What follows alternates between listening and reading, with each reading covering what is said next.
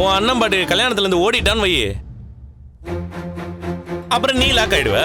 உன்னை பிடிச்சி அந்த பொண்ணு தலையில கட்டி வச்சிருவாங்க. அப்புறம் மொத்தமா நீ தான் மாட்டிப்ப, உன் லைஃப் கோயந்தா ஆயிடும்.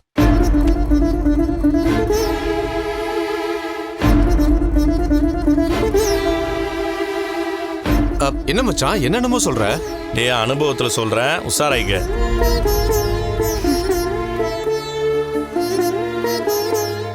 எப்பவுமே விளையாட்டு தான்டா உனக்கு. சரி மச்சான், நிறைய இடத்துல பத்திரிக்கை வைக்கணும். ஆட்டுமா? சரி, உனக்கு வேலை இருக்கும். நான் வரேம்மா. அப்புறம்டா நம்ம குரு அண்ணனுக்குலாம் கொடுத்துறியா? கொடுத்தாச்சு மச்சான்.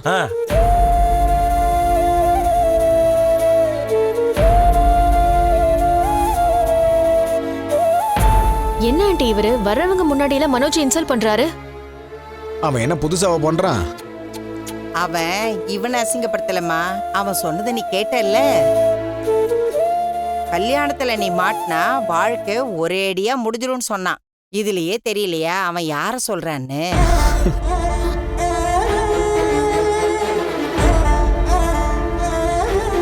ஏதோ கல்யாணம் ஆகி 1 வருஷம் ஆயிடுச்சுன்னு விழாலாம் கொண்டாடினாங்க.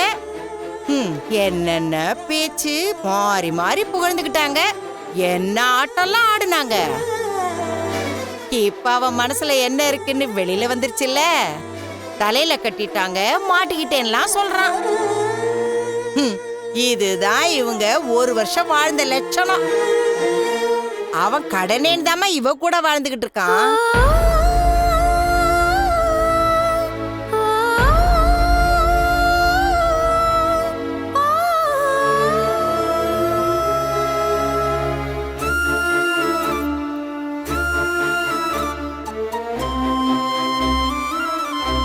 மீனா, என் ஃப்ரெண்டு வந்தான்ல, அவன் அண்ணன் கல்யாணம் அடுத்த வாரம் இருக்குது. ஞாபகப்படுத்தி நம்ம 2 பேரும் போயிட்டு வந்துடலாம். நான்லாம் எங்கேயும் வரல.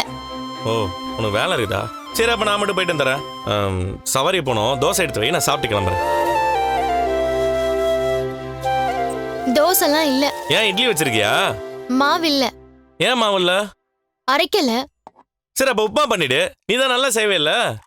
அதுக்கு ரவை இல்ல. அப்ப கொஞ்ச நேரத்துக்கு முன்னாடி தோசை ஊத்தி தரேன்னு சொன்ன. மாவு இருக்குன்னு நினைச்சு சொல்லிட்டேன்.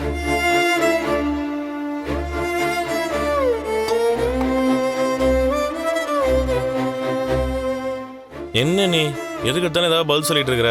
அப்ப டிஃபனுக்கு என்னதான் சாப்பிடுறது? இன்னைக்கு டிஃபன் இல்ல. இல்லையா? அப்ப நான் ஹோட்டல்ல தான் போய் சாப்பிடணுமா? அது உங்க இஷ்டம். என்னாச்சு உனக்கு? இவ்வளவு நாள் நல்லா தானே இருந்த, பின்னாடி நான் மிளகா கடிச்ச மாதிரி மூஞ்சி வச்சிட்டு இருக்கிற. ஏன் முகம் ஏன் இஷ்டம், நான் எப்படி வேணாலும் வச்சுப்பேன். உங்களுக்கு பிடிக்கலன்னா பாக்காதீங்க.